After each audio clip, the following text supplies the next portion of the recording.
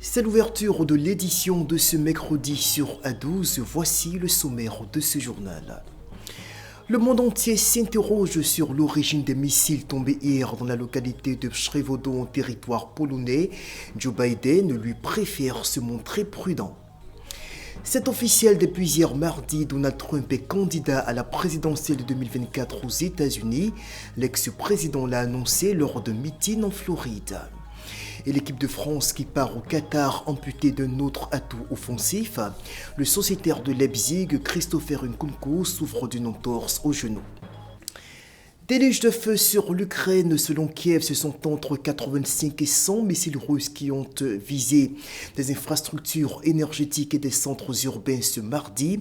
Au moins 2 morts sont à déplorer dans ces frappes massives qui s'apparentent à des représailles suite à la pression exercée à Kherson par les Ukrainiens.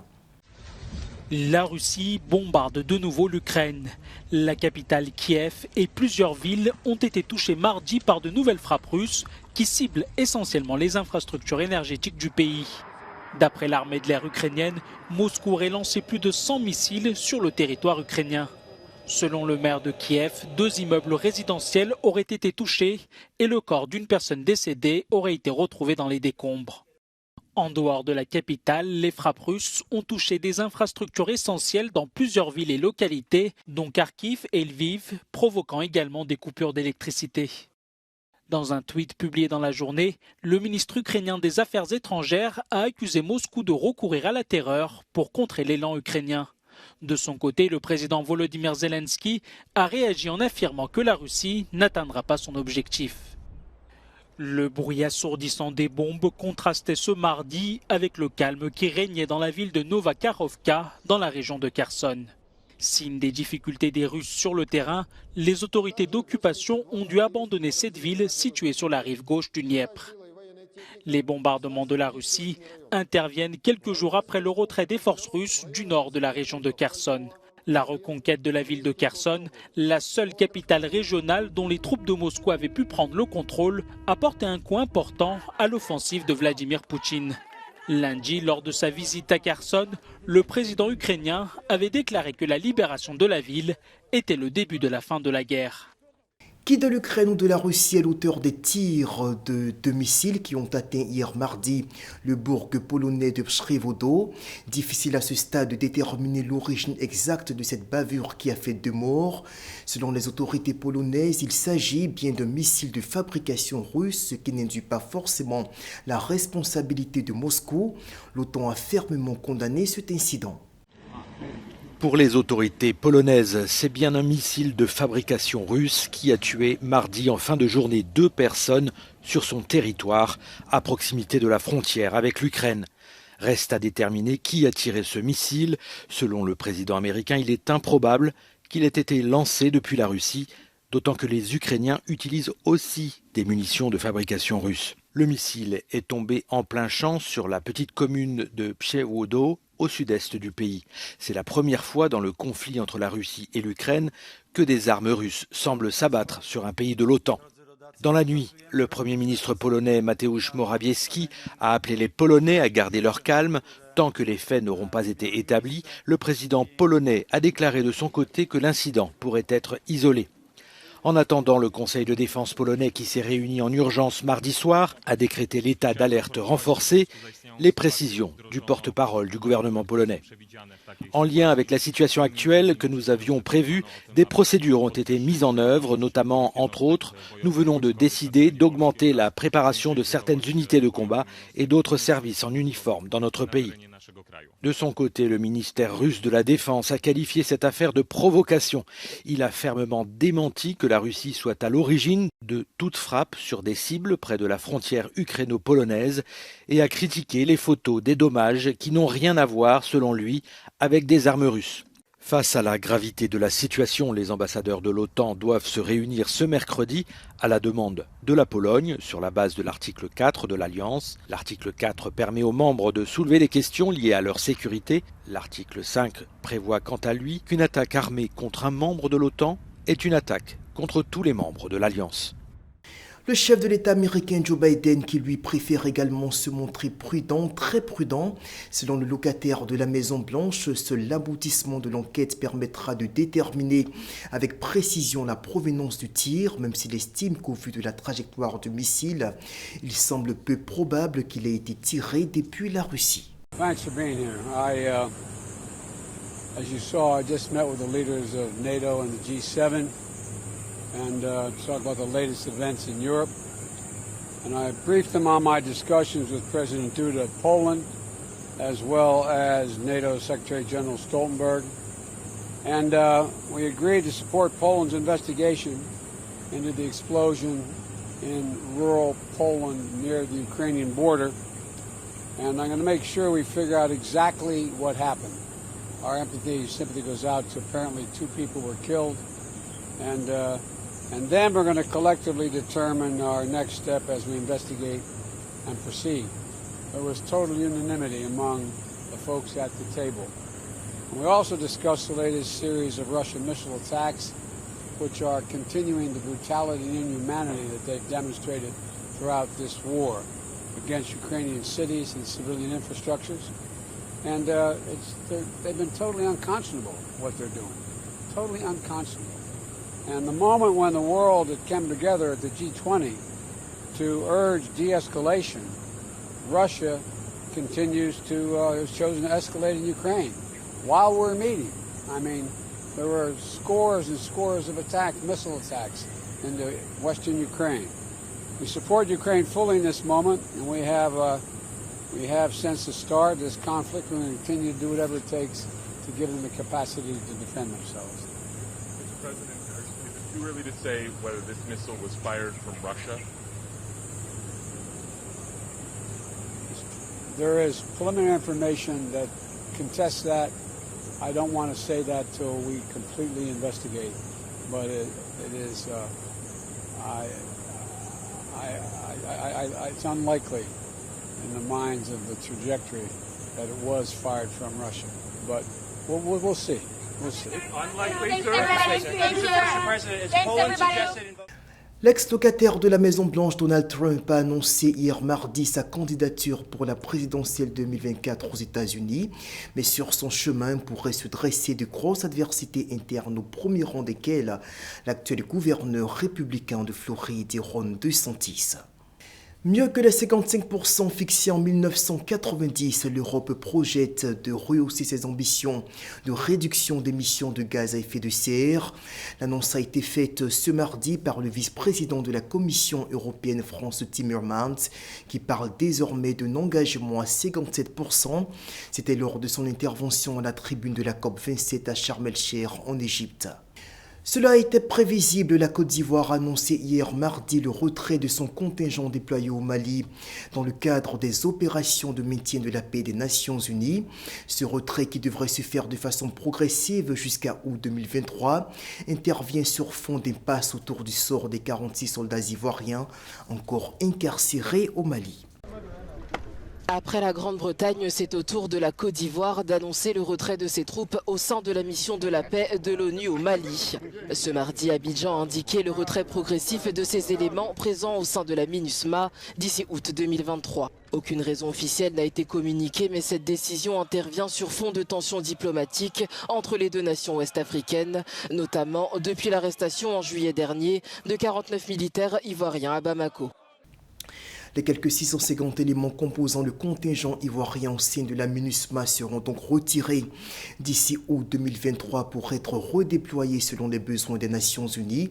Notons qu'avant la Côte d'Ivoire, la Grande-Bretagne avait également annoncé la veille le désengagement de ses troupes du théâtre des opérations au Mali. Parmi les raisons évoquées, la présence de la milice russe Wagner sur le sol malien. Et en Centrafrique, le mandat de la MINUSCA vient d'être prolongé d'1 an par l'ONU. La résolution a été adoptée mardi par le Conseil de sécurité de l'organisation malgré les abstentions de 3 pays, dont la Russie. La mission de maintien de la paix des Nations Unies en République centrafricaine est prolongée d'1 an. Le Conseil de sécurité de l'ONU l'a annoncé lundi après le vote d'une résolution rédigée par la France. Le mandat de la MINUSCA, qui compte près de 17 500 hommes, est axé sur la protection des civils et encourage le président Faustin Archange Touadéra et son gouvernement à promouvoir une paix et une stabilité durable grâce à un processus politique et de paix fortifié. Le vote a été de 12-0 avec les 3 abstentions de la Russie, la Chine et le Gabon. La résolution adoptée exhorte toutes les parties à respecter le cessez-le-feu, demande l'arrêt de toutes les attaques contre les civils et appelle la République centrafricaine et les pays voisins à enquêter sur les réseaux criminels transnationaux et les groupes armés impliqués dans le trafic d'armes et l'exploitation illégale des ressources naturelles. Depuis 2013, la République centrafricaine est confrontée à des combats intercommunautaires meurtriers. À cette date, les rebelles de la Séléka, majoritairement musulmans, avaient pris le pouvoir et forcé le président François Bozizé à quitter ses fonctions. La riposte des milices majoritairement chrétiennes avait pris pour cible des civils et des milliers de personnes avaient été tuées. Si le gouvernement contrôle la capitale, une grande partie du pays est contrôlée par des groupes armés aujourd'hui. Direction l'est de la République démocratique du Congo où le calvaire se prolonge pour les civils menacés par les affrontements entre l'armée régulière et la rébellion du M23. Des milliers d'entre eux continuent de fuir les combats, contraints de prendre le chemin de l'exode. Ils cherchent pour la plupart à rallier la capitale provinciale, Goma, le point dans cet élément. Livrés à eux-mêmes, dans un entrelacs de bois et de plastique. Voici l'endroit où vivent en ce moment des centaines de personnes qui ont fui les combats. Ce sont les précédents déplacés qui ont construit ces huttes. Mais quand ils ont entendu les coups de feu des affrontements de samedi, ils ont tout démantelé et se sont enfuis à Goma. C'est ainsi que les nouveaux déplacés ont obtenu ces abris. De nouveaux déplacés comme cet homme et ses enfants. Ils n'ont pas vu de troupes du M23, mais des soldats des forces congolaises ont averti les gens de son village que le danger s'approchait. Après des heures de marche, ils se sont installés ici, dans cet îlot de plastique. Il pleut tout le temps, alors j'ai dit aux enfants de rester sous les sacs en plastique. Ils n'ont même pas à manger. Ceux qui pleurent, je leur donne de l'eau que je fais bouillir. Il y en a un qui a bu beaucoup et qui a eu la diarrhée. Pour l'heure, aucun moyen de réhydrater ou de nourrir ces centaines de personnes. À cause des combats dans la zone, les secours ne font pas le déplacement jusqu'ici. Ce camp, improvisé du côté de Kibati, est pourtant situé non loin d'un grand axe, la Nationale 2. Cette route mène à la grande ville, Goma, se situe à une dizaine de kilomètres. Le chef-lieu du Nord Kivu, 2 millions d'habitants, est à son tour clairement menacé. La perspective de nouveaux exilés. En prélude au sommet de l'OIF qui est prévu les 18 et 19 novembre prochains à Djerba en Tunisie, se tient le village de la francophonie. Dans ce village où sont exposés les produits de divers pays, les produits made in Côte d'Ivoire font sensation. Les artisans ivoiriens valorisent avec succès les produits qui font la singularité de leur pays. Reportage. Au village de la francophonie à Djerba en Tunisie, la Côte d'Ivoire ne se distingue pas seulement par son énorme pavillon, mais aussi par le nombre de gens qui le fréquentent pour découvrir le pays à travers les produits exposés. Moustapha Kambou est le président des artisans de Côte d'Ivoire qu'il représente ici à Djerba. Il est très satisfait de l'appréciation que portent les visiteurs aux produits made in Côte d'Ivoire. Notre stand est toujours, comme vous le voyez, pris d'assaut. On aime beaucoup le Made in Côte d'Ivoire, on le constate. Et c'est vraiment avec joie que nous partageons ces moments-là avec nos frères de Djerba, qui apprécient beaucoup ce qu'on fait. Et c'est pour nous une bonne expérience, quoi. De l'autre côté, la chocolatière Viviane Kouame est très sollicitée. Entre les gens qui découvrent les saveurs du chocolat ivoirien pour la première fois et ceux qui sont intrigués par les innovations de la première femme maître chocolatier de la Côte d'Ivoire, l'enjeu est de taille. Ce qu'on veut faire, c'est de mettre en avant notre pays. Donc on a Tour d'Ivoire qui est notre nouvelle collection qui met en avant les sites touristiques de Côte d'Ivoire. Donc vous avez un chocolat, un site et une saveur différente. C'est magnifique, l'ambiance, la chaleur, c'est sûrement ce dont je m'attendais. depuis de ce que Madina m'avait dit. Mais c'est vraiment magnifique. Et surtout, le chocolat ivoirien, c'est quelque chose d'incroyable. Je devrais pas être étonné, mais voilà, je le suis par le chocolat ivoirien.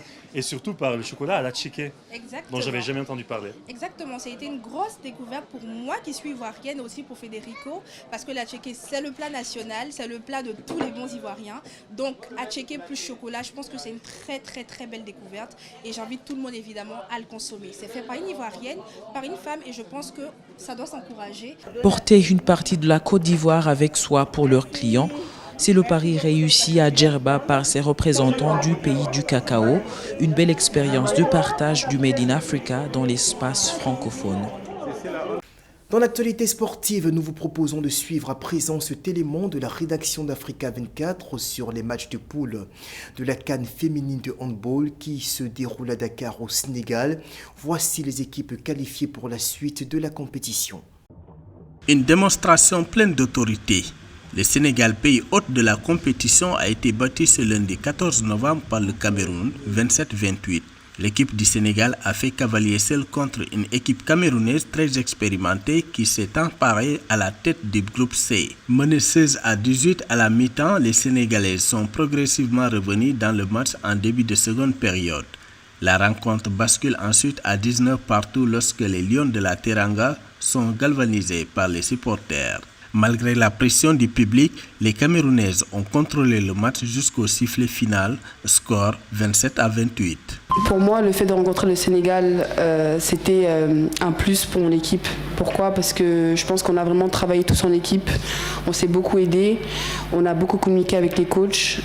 J'ai pu les donner beaucoup d'informations sur certaines choses, vu que j'ai tout joué pratiquement avec la moitié de l'équipe du Sénégal. Je pense que c'est ce qui a fait aussi notre force. Mais je reste persuadée que c'est sur le plan physique, mental et au niveau de l'esprit qui a poussé à cette victoire, sachant qu'on savait très bien que le Sénégal n'allait pas être un match facile. Les Algériennes se sont qualifiées pour les quarts de finale après avoir battu le Cap-Vert 36-30. Un match comptant pour la dernière journée de la phase des groupes de la 25e édition du tournoi. Après leur défaite contre le Congo, les Fennecs ont difficilement réussi à prendre le dessus sur les Cap-Verdiennes sur le score final de 36-30. L'équipe de l'entraîneur Rabat Gréchy poursuit de belle manière sa campagne africaine. Je vous dirais qu'on a fait face à une très bonne équipe du Cap-Vert qui sont pleines de volonté, qui se sont données sur le terrain. Mais en contrepartie, nous aussi, on était là pour gagner concrètement. On était là pour vraiment être qualifiés. Le groupe a très bien fonctionné. On a joué ensemble. On a libéré les ballons. Tout le monde a participé à cette victoire. Donc très sincèrement, moi, je suis très contente. Je suis très fière de toutes mes coéquipières. Dans l'autre match de ce groupe B de la CAN de handball féminin, le miracle n'a pas eu lieu pour l'équipe du Maroc qui s'est inclinée devant le Congo pour le compte de la dernière journée de poule. Les Diablesses rouges ont surclassé les Lions de l'Atlas sur le score de 38-27. Après 4 défaites en autant de sorties, les Marocaines sont éliminées de la compétition. On a joué hier soir à 18h, ça veut dire qu'on a eu moins de 24 heures de repos pour enchaîner les 2 matchs et je pense que c'est ce qui a fait qu'on a eu un peu du mal à rentrer bien dans le match en début de première mi-temps. Après ça n'excuse rien mais on a eu du mal je pense à remettre l'intensité qu'on avait mis sur le match sur la Tunisie. Maintenant malgré il y a des jours où c'est des matchs défensifs et des jours où on est un peu moins bien et on a su quand même contrecarrer le coup en marquant plus de buts que ce qu'on fait d'habitude. L'équipe d'Angola disputera les quarts de finale de la CAN féminine 2022 qui se déroule au Sénégal. Ce lundi 14 novembre, les Palancas Negras ont dominé la RD Congo 35-21 dans un match âprement disputé. Un succès qui permet à l'Angola de valider son ticket pour les quarts de finale. Déjà, je vais féliciter l'équipe d'Angola pour cette prestation, pour cette belle prestation de handball. Nous, on a montré 2 visages. On a montré un bon visage en première mi-temps où on a réussi quand même à les tenir malgré toute la difficulté qu'on a eu à trouver des solutions. On a fait une première mi-temps relativement correcte. C'est ce qui a fait qu'on a dépensé beaucoup d'énergie. En deuxième mi-temps, ça a été beaucoup plus compliqué face à l'intensité que l'Angola a proposée dans le jeu. On a beaucoup pêché sur l'aspect défensif. L'équipe de Guinée a été éliminée ce lundi 14 novembre 2022 par l'Égypte. À l'issue de la rencontre, les Égyptiennes se sont imposées sur 29-22. Menées par 2 points d'écart à la mi-temps, 10-12 par les Égyptiennes, les Guinéennes se sont inclinées aussi lors de la seconde période sur le score final de 29-22. Après avoir démarré par une défaite, le Sili national ne jouera pas les derniers carrés de la 25e édition de la Coupe d'Afrique de handball senior dames. C'est ce qui s'est confirmé à la fin de la 4e rencontre de ce tournoi continental. Après 2 défaites face au Cameroun et le Sénégal, les éléphantes de la Côte d'Ivoire ont dominé Madagascar 40-14. Dans cette rencontre des vaincus du groupe C, la Côte d'Ivoire, portée par Namanya Traoré et les meilleures joueuses du match, a dominé littéralement le match du début jusqu'à la pause. Score 20-7. La deuxième mi-temps est la copie conforme de la première. Les éléphants multiplient les raids quand les Malgaches réagissent de façon sporadique. Au coup de sifflet final, c'est la Côte d'Ivoire qui l'emporte largement 40-14. Assommé par une nouvelle blessure, celle de l'attaquant de Leipzig, Christopher Nkunku, l'équipe de France est arrivée ce mercredi au Qatar à 6 jours de son entrée en lice pour le Mondial 2022. Le joueur souffre d'une entorse au genou, d'où son forfait après ceux de Paul Pogba, N'Golo Kanté, Presnel Kimpembe et Mike Maignan. Assommé par une nouvelle blessure, celle de Christopher Nkunku, l'équipe de France atterrit mercredi au Qatar à 6 jours de son entrée en lice au Mondial 2022, trophée convoité par l'astre Lionel Messi, également attendu dans l'Émirat avec l'Argentine. Dans l'avion pour Doha, l'homme aux 7 ballons d'or ne rêvera que d'une chose, décrocher enfin le trophée suprême à sa 5e tentative. Mais son jeune coéquipier du Paris SG, Kylian Mbappé, ne compte pas le lâcher si facilement. Après 2 jours de rassemblement au centre d'entraînement de Clairefontaine, Yvelines, essentiellement dédié à la récupération, Kiki et les Bleus rentrent dans le vif du sujet mercredi, avec ce départ pour Doha. Au moment de décoller du Bourget, peu après 10h30, ils auront sans doute une pensée émue pour Nkunku. L'actuel meilleur buteur d'Allemagne fêtait lundi son 25e anniversaire avec le sourire, mais c'est en grimaçant qu'il a quitté les siens, mardi soir, blessé lors de l'ultime entraînement des Bleus. Le verdict est tombé tard dans la soirée de mardi, entorse au genou gauche, forfait inévitable. Après Paul Pogba, N'Golo Kanté, Presnel Kimpembe et Mike Maignan, qui ont eux aussi jeté l'éponge, c'est une hécatombe pour les champions du monde. Pourtant, ces derniers doivent vite se plonger dans leur compétition. En fin d'après-midi, ils prendront leur quartier à l'hôtel Al-Messila, à l'ouest du centre-ville, un havre de paix 5 étoiles apprécié par le staff pour sa quiétude et ses espaces verts. Pas de quiétude, néanmoins, pour le staff médical, attentif au rétablissement du leader défensif Raphaël Varane et du Ballon d'Or Karim Benzema, tous deux touchés à une cuisse à des degrés divers. Blessé plus sérieusement, Varane a le moral et de bonnes sensations, a assuré Deschamps lundi. On ne va pas brûler les étapes non plus, mais il est censé être disponible pour le premier match, a-t-il prévenu, espérant voir le défenseur jeudi à l'entraînement collectif, à 5 jours de France-Australie. C'est donc terminé pour l'édition de l'information de ce mercredi sur A12. Merci de nous avoir suivis. On se retrouve demain pour un autre point de l'actualité. D'ici là, portez-vous bien. Au revoir.